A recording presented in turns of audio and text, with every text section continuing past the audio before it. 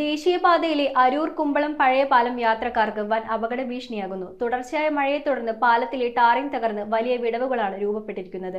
വഴിവിളക്കുകൾ പോലുമില്ലാത്ത പാലത്തിലൂടെയുള്ള രാത്രിയാത്ര വൻ ദുരന്തത്തിന് കാരണമായേക്കാമെന്ന ആശങ്കയിലാണ് നാട്ടുകാർ. അരൂർ കുമ്പളം പഴയ പാലത്തിലെ സ്പാനുകൾക്ക് മുകളിലെ ടാറിംഗ് പൊളിഞ്ഞ് വിടവുകൾ രൂപപ്പെട്ടതിൽ വാഹനയാത്രികർക്ക് വെല്ലുവിളിയാവുകയാണ്. തുടർച്ചയായ മഴയിലാണ് സ്പാനുകൾക്ക് മുകളിലായി ചെയ്തിരുന്ന ടാറിംഗ് തകർന്നത്. 2 പാലങ്ങൾ ഉള്ളതിൽ കിഴക്കുവശത്തുകൂടി പോകുന്ന പാലത്തിനാണ് അപകട വിടവുകൾ വന്നത്. തൊട്ടടുത്തെത്തുമ്പോൾ മാത്രമേ വിടവുകൾ കാണാൻ സാധിക്കുകയുള്ളൂ. ചരക്കു വാഹനങ്ങളടക്കം ഇതിലൂടെ മറികടക്കുമ്പോൾ വലിയ ശബ്ദമാണ് ഉയരുന്നത്. ദേശീയപാതയിലെ പ്രധാന പാലമാണെങ്കിലും ഇവിടെ വഴിവിളക്കുകൾ ഇല്ലാത്തതും ഉള്ളവ തെളിയാത്തതും മറ്റൊരു ദുരിതമാണ്. വെളിച്ചമില്ലാത്തതുമൂലം രാത്രിയിൽ മഴയത്ത് വാഹനങ്ങളിലെത്തുന്നവർ ഈ വിടവുകൾ കാണില്ല. കുമ്പളം പഞ്ചായത്തിന്റെ ചുമതലയിൽ വരുന്ന പാലത്തിന്റെ പകുതി ഭാഗത്ത് മാത്രമാണ് വഴിവിളക്കുള്ളത്. കരാർ കാലാവധി അവസാനിച്ചതിനാൽ ഇത് മാസങ്ങളായി തെളിയുന്നുമില്ല.